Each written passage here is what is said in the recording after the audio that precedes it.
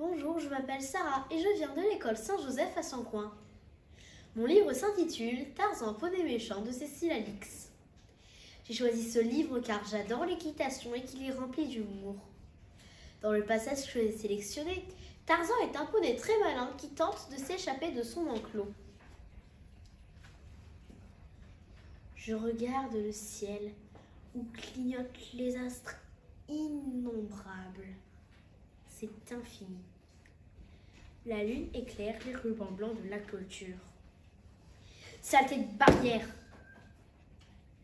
La fulgurance d'une étoile filante dissipe ma morosité. Puis une autre aval et céleste. Qu'est-ce qu'il disait, Noé? Ah oui, fais un vœu! Je n'ai pas le temps de formuler mon souhait car l'idée arrive. L'idée avec un grand I. Je vais tenter le coup du fer de terre. Je vais passer sous le ruban du vent.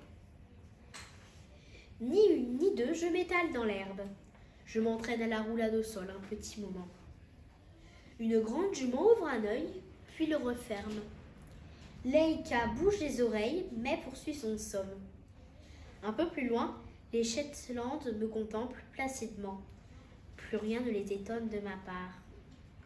Je roule encore, je me trémousse jusqu'au ruban.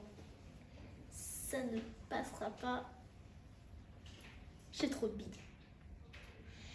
La faute aux aiguilles dont je me suis gavée ces derniers jours. Non, je refuse. Il n'est pas acceptable qu'un vague problème de corpulence m'empêche de retrouver ma liberté. D'un bond, je me redresse et je creuse. Comme Bob, le chien, quand il veut se couler en douce quelque part et qu'il n'y arrive pas. Sauf que lui, il a des griffes et que ça aide. Tant pis, même si je dois m'user les sabots toute la nuit, j'y arriverai. Je ne sais combien de tentatives je fais, pas moyen. La tête passe, l'encolure aussi, les antérieurs, mais pas le ventre. Alors je creuse et recreuse.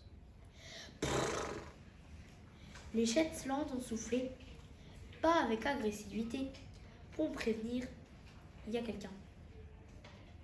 Je m'immobilise. Une ombre se glisse furtivement hors d'une tente. Elle s'éloigne aussitôt sans un regard de mon côté. Je reprends de plus belle, je creuse. D'un coup, le sol s'effondre.